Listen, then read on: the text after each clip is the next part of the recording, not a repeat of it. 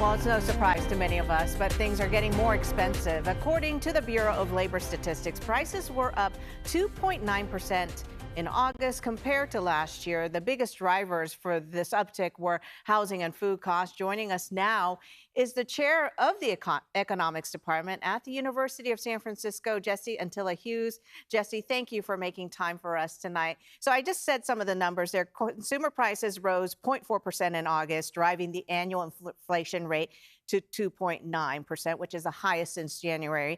And it seems like basic necessities such as fuel and groceries are being hit the hardest, fruits and vegetables going up 2%. So what do you make of all these numbers?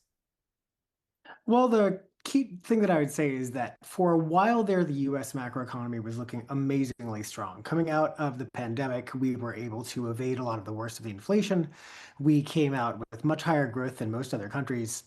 And so, in a lot of ways, our fundamentals have been strong. The changes in policies at the federal level in the past couple of months have made this very uncertain territory. And so, one of the number one things that I'd say that economists in general would say is that this is entering in a new dynamic. We're not quite sure where it's going to go. It's very sensitive to things like federal policy and basic things we've long taken for granted, like the independence of the Federal Reserve. Mm. Right now, the inflation is mostly, it is not tearing outside of the domain of things we've seen in the past couple of years. But the key thing a lot of economists are worrying about, like you said, is that we're now seeing inflation in goods. For a while, we had basically zero inflation in goods for most of the 20 teens, and now that's creeping up pretty high and really in the past couple of months. So families are going to start seeing these types of prices at the grocery store or, when they're buying for durable goods. So, Jesse, you just kind of touched on this, but the president's policies on immigration reform and the tariffs, how much of an impact does that have on these numbers? And is this just kind of a blip in the radar until this transition happens, or is this something that we need to be really concerned for the long haul? I would say most economists at this point think this is a long haul problem, depending on how we respond. I mean, economists in general have been pretty unanimous in being against putting tariffs on normal trade. We occasionally will do it for various types of geopolitical reasons. We'll do it sometimes to protect an infant industry, but you don't normally just apply tariffs across the board. Another major thing that has to be kind of taken for granted, and I think viewers at home will understand this, is that business planning and businesses require stability, they require certainty. And the volatility in a lot of these policies has been particularly tough. So we know that the tariffs, we were able to evade a bunch of inflation these past couple of months while Americans and business had tried to figure out what was going to happen. But now that the tariffs are starting to bind, we're going to see price increases. And we don't really see this as the kind of thing that's going to stimulate long-term growth, which is why some economists are now getting increasingly concerned that we may enter a period of stagflation sometime soon, where we have rising prices, but very faltering growth.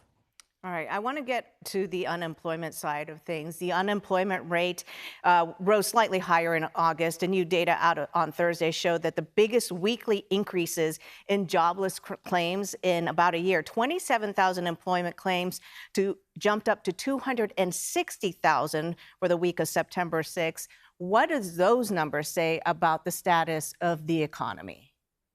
They're not good news. Up until relatively recently, it looks like a lot of how businesses have been dealing with these problems is not engaging in layoffs or anything like this, but simply, a variety of attrition, not hiring, this sort of thing. That's already bad enough if you are, for example, young, recently out of college and looking for work. We've seen huge drops in new hires for young people. We now have youth unemployment above 10%.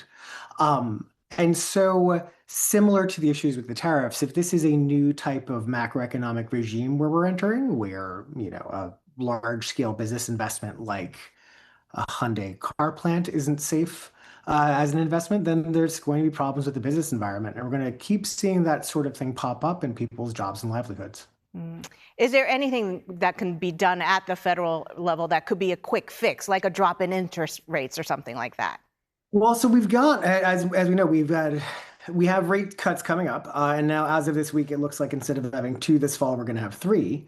But in a lot of ways, our hands are tied here by federal policy, and I think that is one of the running themes is that economists across the board are pretty unanimous that the policy is not particularly coherent in its aims, and it is changing rapidly. And so we have to preserve independence of the Fed, for example, both for legal reasons and the rule of law and its maintenance, and also because it is the sort of thing that we know will go wildly wrong if we're allowing the president to start pushing around interest rates as he likes. Um, the flip side of this as well is that if we do a poor job of managing both inflation and growth, like we said, we could end up with a 1970s type situation where prices are skyrocketing and many people are unemployed. Well, that's Jesse Anttila-Hughes, the chair of the economics department at University of San Francisco. Thank you so much again for Thank making you. time for us.